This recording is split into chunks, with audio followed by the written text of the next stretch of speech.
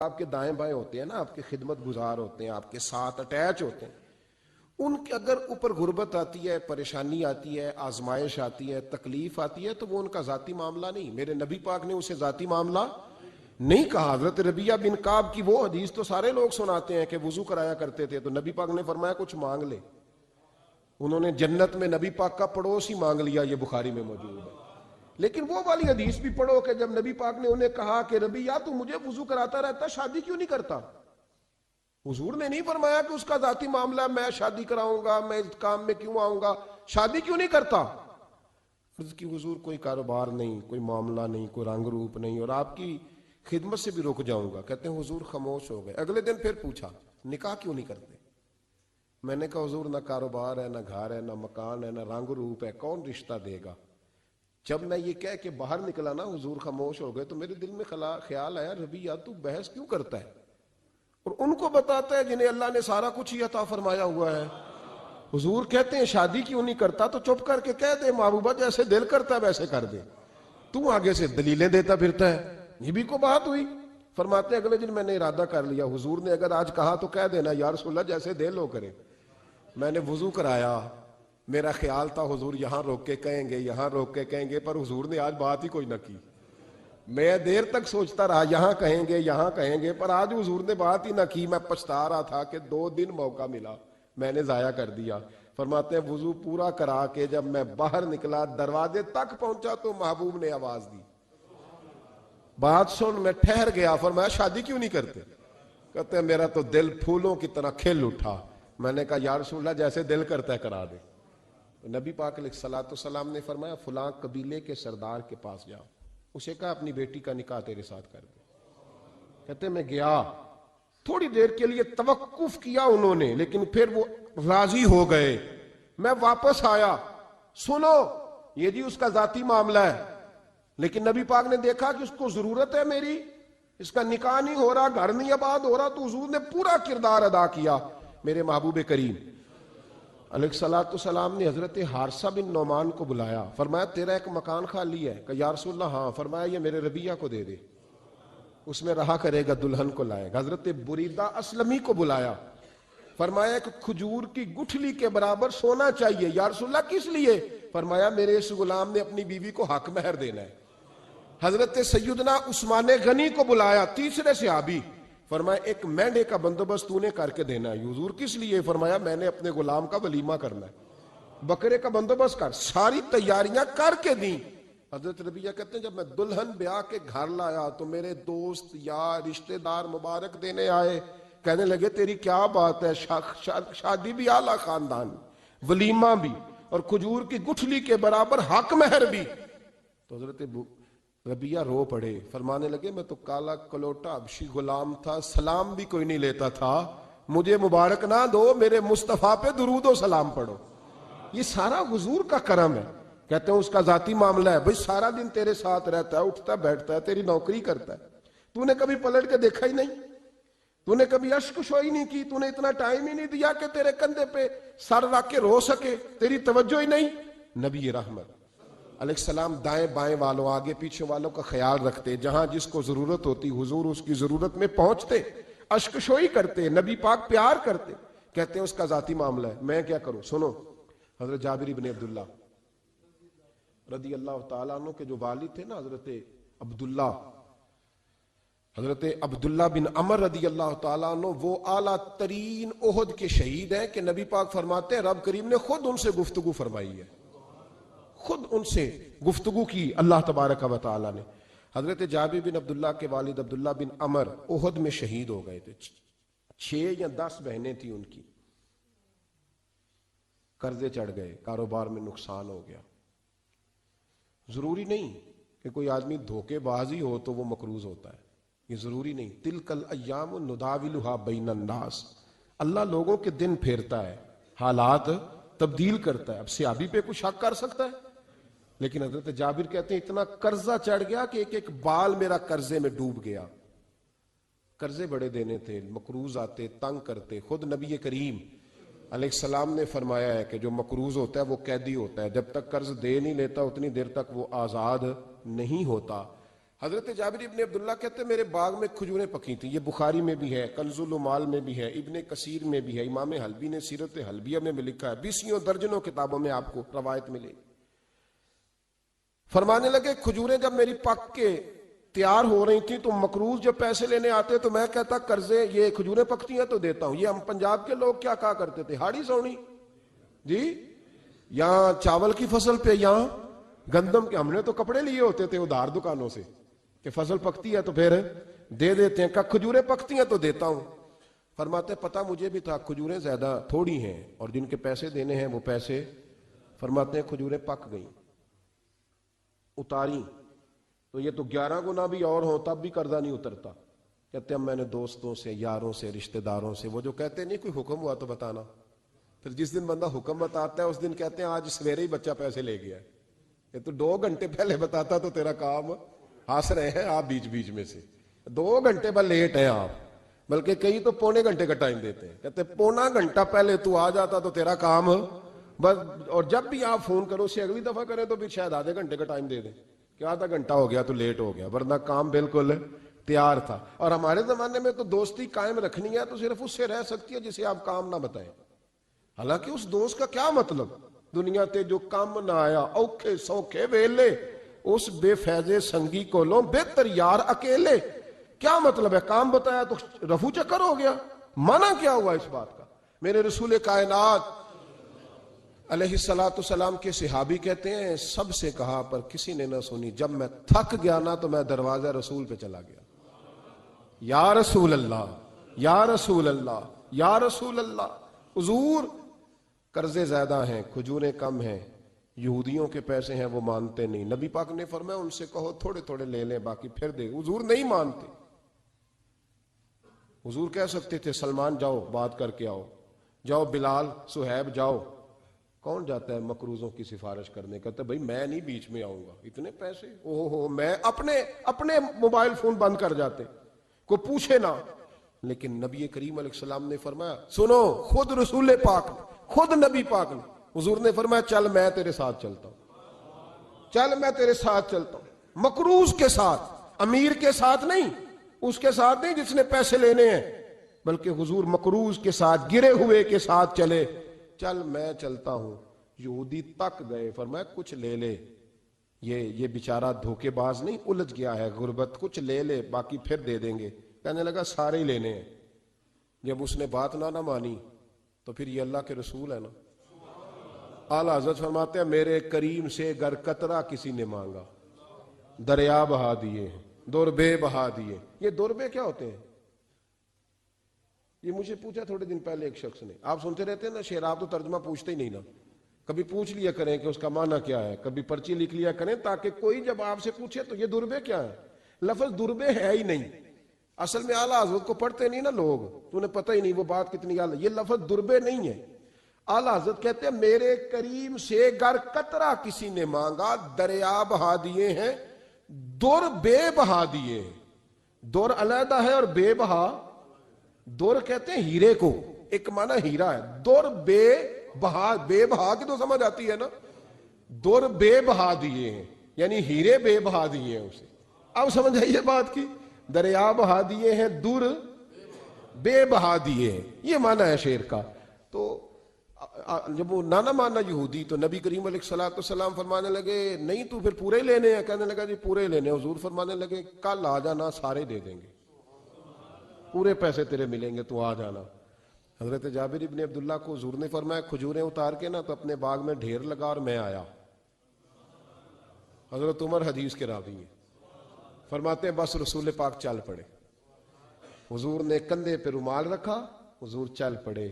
کوئی چٹائی نہیں بچھائی، حضرت جابر کہتے ہیں کوئی صوفہ نہیں رکھا، کوئی پھولوں کے ہار نہیں. حضور آئے، 2-3 چکر میرے باغ کے لگائے اور کھجوروں کے ڈھیر کے پاس بیٹھ گئے. فرمایا بلا جس کے پیسے دینے، بلا، اب تنگی داماں پہ نہ جا اور بھی کچھ مانگ، بلا.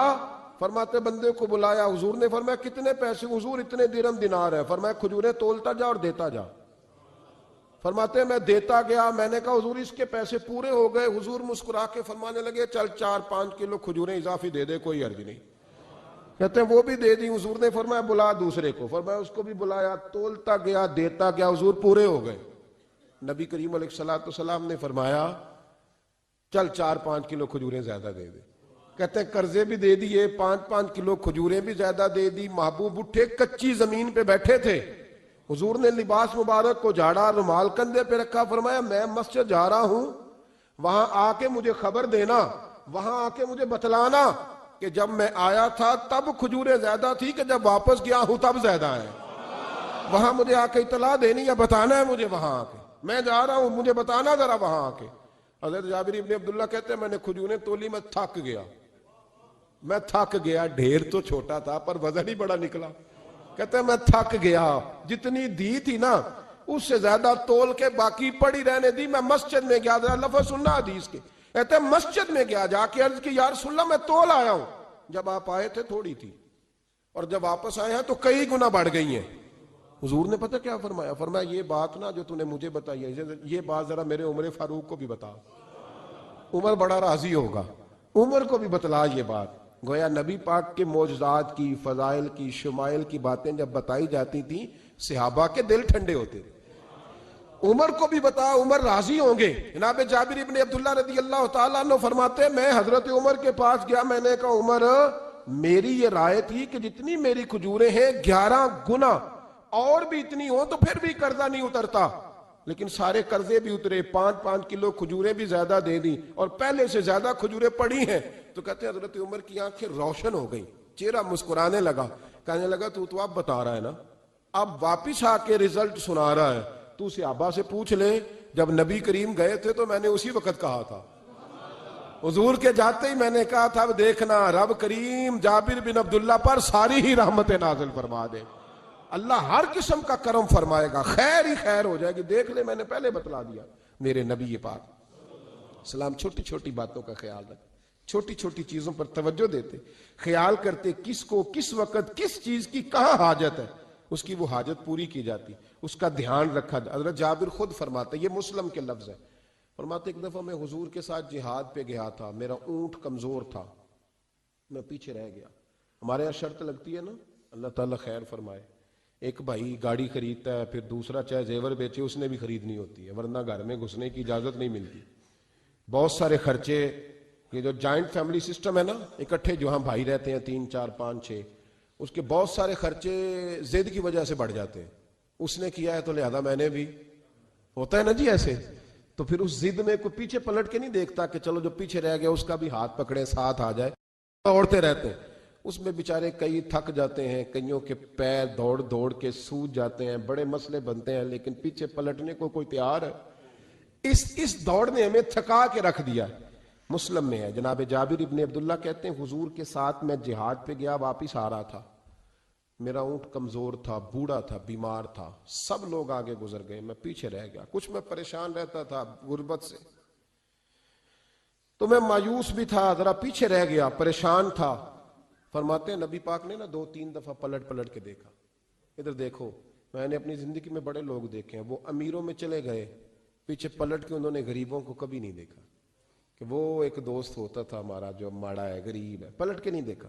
کہتے ہیں نبی کریم علیہ الصلوۃ والسلام نا آگے گئے, سب سے آگے. حضور نے 2, 4, 5 دفعہ نا پیچھے پلٹ کے دیکھا. جابر ابن عبداللہ کہتے ہیں جب میں نظر نہ آیا تو میرے محبوب کا انداز کریمانہ دیکھیں, حضور اعلانیہ فرمانے لگے, بھئی مجھے جابر نہیں نظر آ رہا, بے خبر ہو جو غلاموں سے, وہ آقا کیا ہے, وہ آقا کیا ہے. یہاں ہمارے استاد جب یہ حدیث پڑھا رہے تھے نا, یہ حدیث پڑھا رہے تھے تو اچانک رونے لگ گئے. میں نے کہا حضور کیا ہوا, رو کیوں پڑے؟ تو کہنے لگے یار سوچتا ہوں جو محبوب جہاد سے واپسی پر اپنے غلاموں کو نہیں بھولے, وہ میدان محشر میں کیسے بھول جائے گی. وہ وہاں بھی پوچھیں گے فلانا کدھر گیا, فلانا کدھر گیا, ایک ایک کا نام لیں گے. حضور نام لیں گے, ہماری موج بن جائے گی. نبی کریم نے پلٹ کر کے دیکھا, جابر نہیں نظر آ رہے. حضور ان کا اونٹ کمزور ہے, پیچھے رہ گئے. حضور نے یہ نہیں فرمایا کہ ذرا آہستہ کرو ساتھ, یہ نہیں فرمایا, بلکہ نبی پاک نے فرمایا تم چلو. قافلہ چلتا رہا, حضور نے گھوڑا پیچھے کی طرف موڑا, سب سے پیچھے آئے. جناب جابر کہتے ہیں پیچھے میرے پاس. اس حکمت کو آپ سمجھیں, حدیث کے ان لفظوں پر آپ غور کریں. ایک کہہ کے کہنا ذرا اس کو میرے پاس لاؤ یہ بات اور ہے، ذرا آہستہ ہو جا، وہ بھی ساتھ مل جائے، لیکن یہ معنی اور ہے کہ غریب جہاں بیٹھا ہے اس کے پاس خود چل کے جانا۔ حضور خود پلٹ کے پیچھے آئے اور فرماتے ہیں میں چونکہ پریشان تھا تو محبوب میری طرف دیکھ کے فرمانے لگے اس کو دوڑاتا کیوں نہیں، پیچھے کو رہ گیا؟ تو کہتے ہیں مایوس بندہ، پریشان بندہ کبھی کبھی وہ اس طرح بولتا ہے کہ جیسے کڑ رہا ہے، تھوڑا سا نا سخت ترش باتیں بھی کرتا ہے۔ کہتے ہیں میں نے اس عالم میں نا، میں نے کہا حضور اس قابل ہوتا تو سب کے ساتھ مل نہ جاتا، کمزور ہے، ماڑا ہے، مہران ہے، اور وہ بھی پرانی جو چھل ہی نہیں سکتی، یہ کہاں یا رسول اللہ دوڑے گا، اس قابل ہی نہیں ہے۔ حضور اس قابل ہوتا تو قافلے کے ساتھ نہ ہوتا۔ کہتے ہیں حضور نے میری طرف توجہ فرمائی، میں باتیں کر رہا تھا اپنے اندر کی پریشانی کی، تو حضور مسکراتے جا رہے ہیں۔ حضور کے ہاتھ میں چھڑی تھی، فرمانے لگے ایسے ہی تو باتیں کر رہا ہے۔ نبی پاک نے اونٹ کی پشت پہ چھڑی لگائی اور فرمایا تو دوڑتا کیوں نہیں؟ بڑے ہلکے سے مسکرا، اوے تو دوڑتا کیوں نہیں؟ تو جناب جابر ابن عبداللہ کہتے ہیں جو سب سے پیچھے تھا نا وہ سب سے آگے نکل گیا، وہ دوڑتا گیا، دوڑتا۔ فرماتے ہیں میرا چہرہ بھی عجیب سا، لوگ میرے انداز دیکھیں کہ یہ کیسے آگے نکل گئے، کیسے، کبھی نہ سوچ یہ کیسے نکل گیا، بس سمجھ لے آگے وہی نکلا ہے جسے مصطفیٰ کی تھپکی مل گئی ہے۔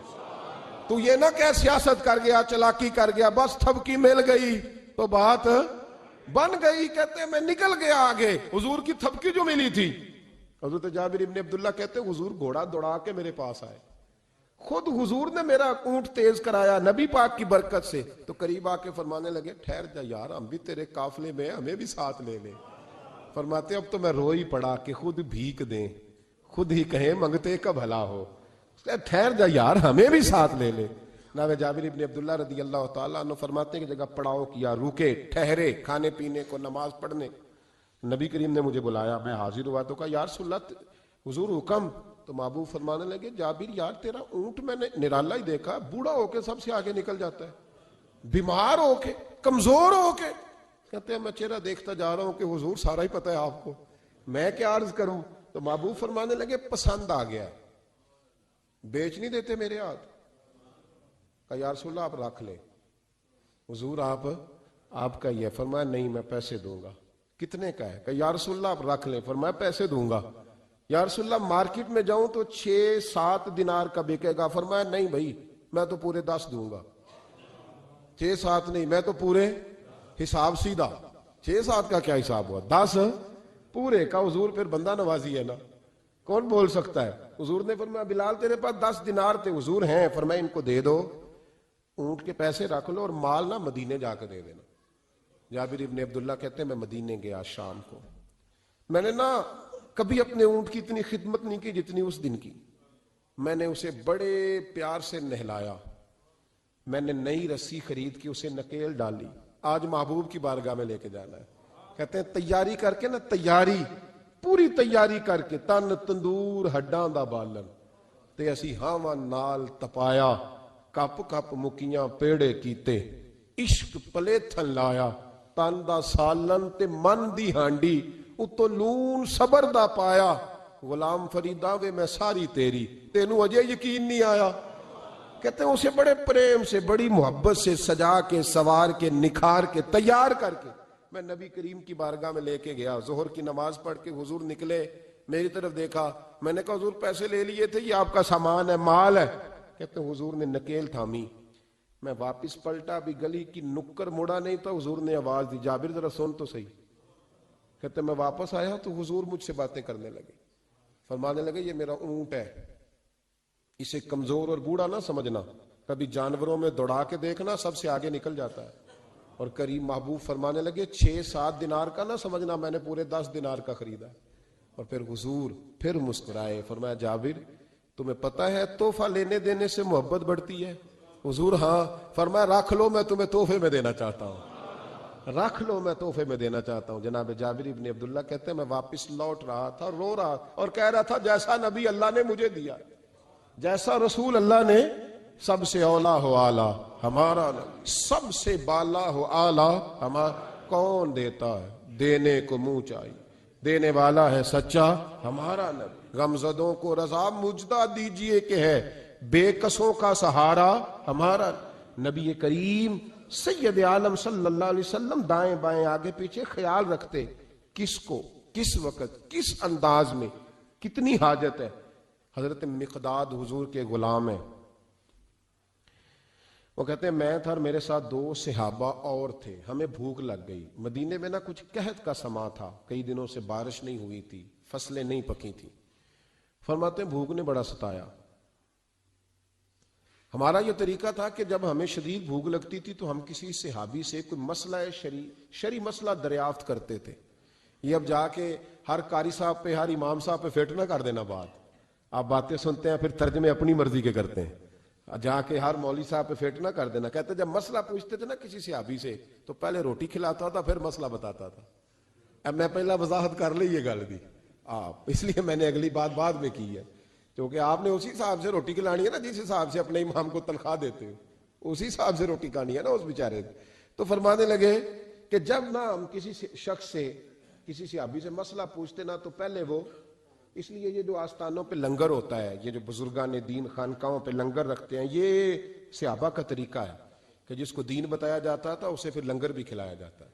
بہت سارے لوگ اس کا مذاق اڑاتے ہیں کہ یہ کیا ہے بھائی, یہ رسول اللہ کی سنت ہے. صلی اللہ ہو, پڑھیے درود صلی اللہ ہو. چلے جنہوں نے پہلے نہیں پڑھا وہ بھی شامل ہو جائے, پڑھے صلی اللہ تعالی علیہ وسلم. فرماتے ہیں اس دن بڑی بھوک لگی. 3 دوست تھے ہم, 3 صحابہ تھے. ہم نے حضرت ابوبکر صدیق کو گلی میں کھڑا کر لیا. سب صحابہ کے حالات کچھ نہ کچھ ان دنوں میں ٹائٹ تھے, کمزوری تھی, چونکہ فصلیں نہیں تھی, بارشیں نہیں تھی. کہ ابوبکر ایک مسئلہ پوچھنا ہے. کہتے کھڑے کھڑے جناب صدیق اکبر نے کہا پوچھو. پہلے روٹی بھی ساتھ پوچھتے تھے, کہنے لگے چلو پوچھو. کہتے مسئلہ پوچھا اور بتا کے رخصت ہو گئے. پھر ہم نے حضرت عمر سے پوچھا, انہوں نے بھی سوال کا جواب دیا پر کھانا نہ پوچھا. پھر 2-3 اور لوگوں کو ہم نے ٹٹولا, لیکن اس دن سب نے مسئلہ ہی بتایا, روٹی نہیں پوچھی. حضرت مقداد کہتے ہیں ہم نے پروگرام بنایا حضرت عبد الرحمن ابن عوف سے مسئلہ پوچھنے کا, تو میرے ساتھ والے دونوں کہنے لگے بس کر, بڑے آزما لیے, اب چل سیدھا دروازہ رسول پہ چلے. اب مسئلہ پوچھنا ہے تو ان سے پوچھنا ہے جن سے سن کے ساری دنیا مسئلے بتاتی ہے, انہی سے پوچھتے ہیں, ڈائریکٹ چلتے ہیں. کہتے ہیں ہم آئے مسجد نبی میں, حضور بیٹھے تھے. حضرت مقداد کہتے ہیں ہماری بکریوں کے تھنوں میں دودھ خشک ہو گیا تھا. حضور تشریف فرما تھے, السلام لی, دست بوسی کی, اتحیات میں بیٹھ گئے. حضور ایک مسئلہ پوچھنا تھا. حضور مسکرائے, فرمانے لگے لگتا ہے بھوک لگ رہی ہے تم تینوں کو, مجھے مسئلے کی سمجھ آ گئی, بھوک لگی ہوئی ہے. یا رسول اللہ بڑی. فرمایا میری 4 بکریاں ہیں اور اللہ نے فضل کیا, قحط میں بھی ان کے تھن دودھ سے بھرے ہوئے. فرمایا جاؤ, 3 تم ہو, چوتھا میں ہوں. اس طرح کرنا, 3 بکریوں کا دودھ تم پی لینا, 1 کا میرے لیے لے آنا. کہتے ہیں یا رسول اللہ ہم پی آئے. تو حضور نے فرمایا رکو, جب تک تمہارا دل کرے میرے مہمان بن سکتے ہو. فرماتے ہم 3 دن نبی پاک کے مہمان رہے. صبح و شام 4 بکریوں کا دودھ دھوتے, 3 کا پی لیتے, 1 پیالہ حضور کے لیے رکھ لیتے. فرماتے ہیں تیسرا دن آیا نا, حضرت مقداد کہتے ہیں وہ تو سو گئے دودھ پی کے, پر وہ جو نبی پاک کے لیے پڑا تھا میری بار بار توجہ اس کی طرف جاتی, بار بار, اور میرے اندر سے آواز آتی کہ حضور کو تو بڑی خدمت کرتے ہیں صحابہ, تو حضور نے تو شاید کچھ اور کھا لیا ہو تو پی نہ لوں. کہتے ہیں کئی دفعہ میں نے روکا پر میں نہ ہی اپنے آپ کو روک سکا, میں پی گیا حضور کے حصے کا بھی دودھ. جب میں پی گیا وہ دودھ, کہتے ہیں اب پینے کے بعد جو پریشانی ہوئی وہ زیادہ تھی. دل میں خیال آیا اگر حضور ناراض ہو گئے کہ بھئی تمہیں تمہارے حصے کا دودھ دیا تھا اور مسلسل 3 دن سے مل رہا ہے, پھر کیوں پیا, اور حضور ناراض ہو گئے تو گرا جو ان کی نگاہ سے وہ سنبھل نہیں سکتا. فرمانے لگے اسی پریشانی میں میں تھا کہ حضور آ گئے, اب تو میرا وجود کانپنے لگا. سرکار سیدھے اس پیالے کی جانب گئے جس میں دودھ ہوتا تھا. فرماتے ہیں نبی پاک نے اٹھایا کپڑا, اٹھایا برتن, دودھ نہیں تھا. حضور نے پوچھا نہیں کون پی گیا ہے, بلکہ نبی پاک نے ہاتھ اٹھایا کہ اللہم اطعم من اطعمنی واسقی من سقانی, یا اللہ جو مجھے کھلائے تو اسے کھلا, جو مجھے پلائے تو اسے پلا. حضرت مقداد کہتے ہیں میں نے کہا اوہ یہ تو بڑی قیمتی دعا مل رہی ہے, بکریاں میری جو بکریاں تھی وہ تو پہلے نہیں دودھ دے رہی, تھنوں میں دودھ خشک ہے, اور اتنی بڑی دعا کہ جو کھلائے اسے کھلا, جو پلائے اسے پلا. نبی کریم علیہ السلام کی دعا سنی تو کہتا میں بستر کے اندر منہ دیا ہوا تھا, جھٹ سے میں نے کپڑا اتارا, چھری پکڑی اور اپنے باڑے میں چلا گیا کہ ایک بکری ذبح کر کے لاتا ہوں, حضور کو کھلاتا ہوں تاکہ یہ دعا مجھے مل جائے کہ یا اللہ جو مجھے کھلائے تو اسے کھلا. فرماتے ہیں میں بکریوں کے باڑے میں گیا, جن بکریوں کو کئی دن ہو گئے تھے دودھ نہیں دیا تھا، جیسے ہی میں نے چراغ جلایا میں حیران ہو گیا کہ سب کے تھن دودھ سے بھرے ہوئے. کہتے میں نے 3-4 بکریوں کا دودھ دھویا، برتن میں بھرا، محبوب کی بارگاہ میں لایا. کہتے ہیں حضور نے خوش ہو کے پیا. جب پی لیا نا نبی کریم نے تو حضور فرمانے لگے چل میں نے تیرا لایا، پی لیا، اب یہ بتا میرا کس نے پیا تھا. اب وہ والی بات کرنا جس کے گچھے سے لچھے جڑے نور کے، ان ستاروں کی نزہت پہ لاکھوں سلام، ان کے خطبے کی ہیبت پہ کروڑوں درود، ان کی باتوں کی لذت پہ لاکھوں سلام، جس کی تسکین سے روتے ہوئے ہنس پڑے، اس تبسم کی عادت پہ لاکھ. فرمایا بتا میرے والا کس نے پیا؟ کہا یا رسول اللہ بڑا روکا اپنے آپ کو، پر محبوب آپ کی بکریوں کے دودھ کی لذت ہی کیا ہے. حضور نہیں روک سکا تو محبوب کریم فرمانے لگے اچھا اکیلے پی گئے ہو، جا پھر دودھ بھی تو میرا پی گیا ہے، اور میں تیرے لیے پھر دعا کرتا ہوں کہ یا اللہ اس نے مجھے پلایا تو اسے پلا، اس نے مجھے کھلایا تو اسے کھلا. نبی کریم ہر اس شخص کا خیال رکھتے جو بھوکا ہوتا، جو پیاسا ہوتا، جو کمزور ہوتا. تھوڑا تھوڑا دائیں بائیں دیکھ، یہ حضور کی سیرت کا بہت بڑا پہلو ہے. تھوڑا تھوڑا دائیں بائیں آگے پیچھے ضرور دے. یقیناً جب آپ کسی کے کام آتے ہیں تو آپ کو آزمائش سے گزرنا پڑتا ہے. یقیناً میں نے اپنے دور میں یہ منظر دیکھا ہے، اگر آپ ہاتھ پھیلا رہے ہیں تو آپ مانگنے والے ہیں، اور اگر آپ ہاتھ نہیں پھیلا رہے تو لوگ کہتے ہیں پتہ نہیں کوئی تو چکر ہوگا. اگر آپ سوال نہیں کر رہے تو پھر لوگ کہتے ہیں کوئی تو ایسا کھاتا ہوگا جہاں سے دولت، یعنی کوئی ایسی سمت نہیں جہاں آپ محفوظ رہ سکیں. آپ کو دونوں جانب سے لوگ گھیریں گے، دونوں جانب سے. جب آپ کسی کے کام آئیں گے، جب آپ کسی تک پہنچیں گے، جب آپ کسی کو، اور میں نے یہ بھی دیکھا ہے، میں ساری حفظ ما تقدم کے طور پہ آپ کو سمجھا رہا ہوں. آپ نے کسی شخص کی مدد کر دی نا، آپ نے مدد کی تو وہ بھی کئی دفعہ بدگمان ہوتا ہے کہ اس کے پاس بڑا کچھ تھا تبھی تو مدد کی نا اس نے. حالانکہ آپ نے ان باتوں پہ غور نہیں کرنا، یہ ساری چیزیں آئیں گی. کیونکہ اگر کسی شخص کی بری عادت کی وجہ سے آپ اپنی اچھی چھوڑ دیں گے تو پھر آپ کا نقصان ہوگا، اس کا نقصان. نبی پاک کے اخلاق یہی ہیں کہ سامنے والا جو مرضی کرے، ہم نے وہ کرنا جس کا درس ہمارے نبی نے ہمیں دیا ہے، ہم نے وہ کام کرنا ہے جس کا پیغام ہمارے رسول نے ہمیں دیا. اس لیے بڑی خیر کریں، دائیں بائیں آگے. کچھ لوگ بہن بھائیوں سے اچھا سلوک کرتے ہیں، جواب میں اچھا سلوک نہیں ملتا، مجھے پتہ ہے نہیں ملتا، تو آپ یہ بتائیں کہ ان کے ساتھ اچھا سلوک اللہ کو راضی کرنے کے لیے کیا تھا یا جواب لینے کے لیے کیا تھا؟ آپ نے نہیں دیکھنا کہ سامنے والا کیا کر رہا ہے، آپ نے یہ دیکھنا ہے کہ اللہ کس بات میں راضی، اللہ کے رسول کس بات میں راضی، میری آخرت کا نفع کس چیز میں ہے، میری روح کو، میرے ضمیر کو اطمینان کیسے ہے. یہ تصور رکھ کے جب خیر کریں گے تو پھر اللہ ہے مجھ پر پہرا دے گا کون لڑائی میں، مجھ پر پہرا دے گا کون لڑائی میں، مجھ پر پہرا دے گا کون لڑائی میں، مجھ پر پہرا دے گا کون لڑائی میں. میں صدیق اکبر آقا بول پڑے مٹھی سے ابو جہل کی کنکر بول پڑے. اللہ اللہ اللہ اللہ اللہ